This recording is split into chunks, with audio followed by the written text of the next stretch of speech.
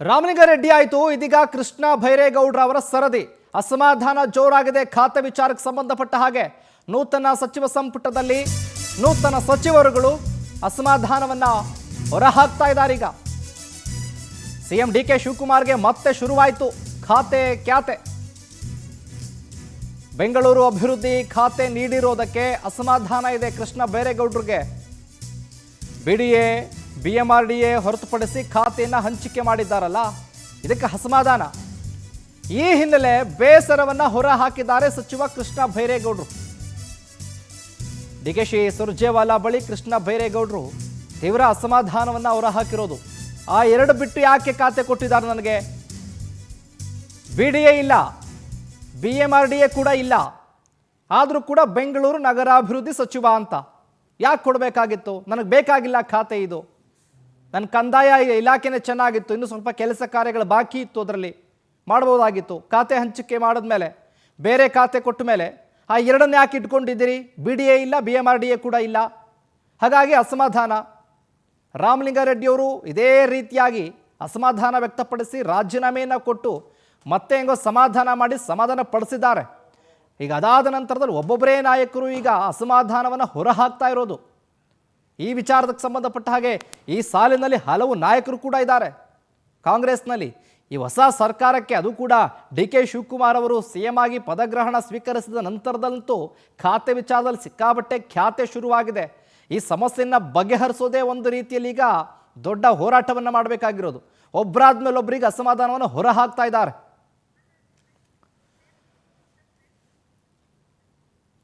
ಯಾಕಂದರೆ ಕೃಷ್ಣ ಬೈರೇಗೌಡರು ಇದೇ ವಿಚಾರವನ್ನು ಇಟ್ಕೊಂಡು ದೆಹಲಿಗೂ ಕೂಡ ಹೋಗಿರೋದು. ಯಾವ ವಿಚಾರವಾಗಿ? ಸುರ್ಜೇವಾಲಾ ಅವ್ರ ಹತ್ರ ಹೇಳ್ಕೊಂಡಿದ್ದಾರೆ, ಹಲವು ನಾಯಕರ ಹತ್ರ ಮಾತನಾಡಿದ್ದಾರೆ. ಇನ್ನು ಇದೇ ವಿಚಾರಕ್ಕೆ ಸಂಬಂಧಪಟ್ಟ ಹಾಗೆ ಹೆಚ್ಚಿನ ಅಪ್ಡೇಟ್ಸನ್ನು ಕೊಡ್ತಾರೆ ನಮ್ಮ ಪ್ರತಿನಿಧಿ ಅನಂತ್. ಲೈವ್ನಲ್ಲಿ ಜಾಯ್ನ್ ಆಗ್ತಾ ಇದ್ದಾರೆ. ಎಸ್ ಅನಂತ್, ಕೃಷ್ಣ ಬೈರೇಗೌಡರು ಈಗ ಅಸಮಾಧಾನವನ್ನು ವ್ಯಕ್ತಪಡಿಸ್ತಾ ಇದ್ದಾರೆ. ಹಲವು ನಾಯಕರ ಹತ್ರನೂ ಕೂಡ ಮಾತನಾಡಿದ್ದು ಸುರ್ಜೇವಾಲಾ ಅವ್ರ ಜೊತೆ, ಡಿ ಕೆ ಶಿವಕುಮಾರ್ ಜೊತೆ. ಬಿಡಿಎ ಇಲ್ಲ, ಬಿಎಂಆರ್ಡಿಎ ಇಲ್ಲ, ಅದನ್ನು ಹೊರತುಪಡಿಸಿ ಖಾತೆ ಕೊಟ್ಟಿದ್ದಾರೆ ಅಂತ. ಈ ರೀತಿ ಅಸಮಾಧಾನ ಎಷ್ಟು ಡ್ಯಾಮೇಜ್ ಆಗುತ್ತೆ, ಇದರ ಜೊತೆಗೆ ಹೈಕಮಾಂಡ್ ಮಟ್ಟದಲ್ಲಿ ಯಾವ ರೀತಿ ಸಮಾಧಾನ ಮಾಡ್ತಾರೆ ಅಂತ?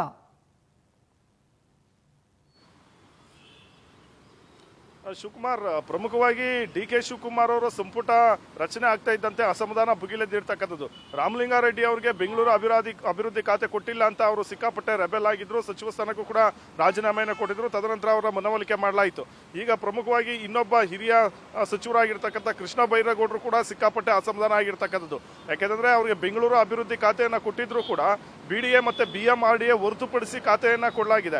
ಹೀಗಾಗಿ ಆ ಎರಡು ಖಾತೆಗಳು ಇಲ್ಲ ಅಂತ ಹೇಳಿದ್ರೆ ಇಲ್ಲಿ ಬೆಂಗಳೂರು ಅಭಿವೃದ್ಧಿ ಇಲಾಖೆ ಏನಿದೆ ಇದು ಪರಿಪೂರ್ಣ ಆಗೋದೇ ಇಲ್ಲ, ಕೆಲಸ ಮಾಡೋದಕ್ಕೂ ಕೂಡ ಸಾಧ್ಯವಾಗೋದಿಲ್ಲ ಅನ್ನೋ ಒಂದು ಮಾತನ್ನ ಕೃಷ್ಣ ಬೈರೇಗೌಡರು ಹೇಳ್ತಾ ಇರ್ತಕ್ಕಂಥದ್ದು. ಜೊತೆಗೆ ಬಿಡಿಎ ಬಿಎಂಆರ್ಡಿಎ ಎರಡೂ ತೆಗೆದಿರೋದಕ್ಕೆ ತೀವ್ರವಾದಂತಹ ಒಂದು ಅಸಮಾಧಾನವನ್ನು ಕೂಡ ಅವರು ಸುರ್ಜೇವಾಲಾ ಮತ್ತೆ ಡಿ ಕೆ ಶಿವಕುಮಾರ್ ಬಳಿ ವ್ಯಕ್ತಪಡಿಸಿರ್ತಕ್ಕಂಥದ್ದು. ಪೂರ್ತಿ ಖಾತೆ ಕೊಡಂಗಿದ್ರೆ ಕೊಡಿ, ಇಲ್ದಿದ್ರೆ ಬೆಂಗಳೂರು ಅಭಿವೃದ್ಧಿ ಖಾತೆಯನ್ನ ರಾಮಲಿಂಗಾರೆಡ್ಡಿ ಅವರಿಗೆ ಕೊಟ್ಟುಬಿಡಿ ಅನ್ನೋ ಒಂದು ಅಸಮಾಧಾನವನ್ನ ವ್ಯಕ್ತಪಡಿಸಿರ್ತಕ್ಕಂಥದ್ದು. ಜೊತೆಗೆ ಈ ಎರಡು ಒಂದು ಇಲಾಖೆಗಳು ಇಲ್ಲ ಅಂತ ಹೇಳಿದ್ರೆ ಬಿಡಿಎ ಮತ್ತೆ ಬಿಎಂಆರ್ಡಿಎ ಪೂರ್ಣ ಪ್ರಮಾಣದ ಒಂದು ಇಲಾಖೆ ಆಗೋದೇ ಇಲ್ಲ. ಪ್ರಮುಖವಾಗಿ ಅರ್ಧ ಖಾತೆಯನ್ನ ನಿಭಾಯಿಸಿದಂತೆ ಆಗುತ್ತೆ. ಹಾಗಾಗಿ ಪರಿಪೂರ್ಣವಾಗಿ ಕೆಲಸ ಮಾಡೋದಕ್ಕೂ ಕೂಡ ಸಾಧ್ಯವಿಲ್ಲ ಅಂತ ಕೃಷ್ಣ ಬೈರೇಗೌಡರು ಅಸಮಾಧಾನವನ್ನು ವ್ಯಕ್ತಪಡಿಸಿರ್ತಕ್ಕಂಥದ್ದು. ಹಾಗಾಗಿ ತಮಗೆ ಬೇರೆ ಖಾತೆ ಬೇಕು ಅನ್ನೋ ಒಂದು ಡಿಮ್ಯಾಂಡ್ ಅನ್ನು ಕೂಡ ಇಟ್ಟಿರ್ತಕ್ಕಂಥದ್ದು. ಸದ್ಯ ಈಗ ಬಿಡಿಎ ಮತ್ತೆ ಬಿಎಂಆರ್ಡಿಎ ಇನ್ಕ್ಲೂಡ್ ಮಾಡಿ ಬೆಂಗಳೂರು ಅಭಿವೃದ್ಧಿ ಖಾತೆಯನ್ನ ಕೊಡ್ತಾರ ಇಲ್ವಾ ಸದ್ಯಕ್ಕಂತೂ ಕೂಡ ಕನ್ಫರ್ಮ್ ಇಲ್ಲ. ಮತ್ತೊಂದು ಕಡೆ ಡಿ ಕೆ ಶಿವಕುಮಾರ್ ಅವರೇ ಈ ಒಂದು ಎರಡು ಖಾತೆಗಳನ್ನ ನಿಭಾಯಿಸೋದಕ್ಕೆ ಮುಂದಾಗಿರ್ತಕ್ಕಂಥದ್ದು. ಜೊತೆಗೆ ಪ್ರಮುಖವಾಗಿ ಮುಂದೆ 20 ಸಚಿವ ಸ್ಥಾನವನ್ನ ತುಂಬತಕ್ಕಂಥ ಒಂದು ಅಗತ್ಯತೆ ಇದೆ.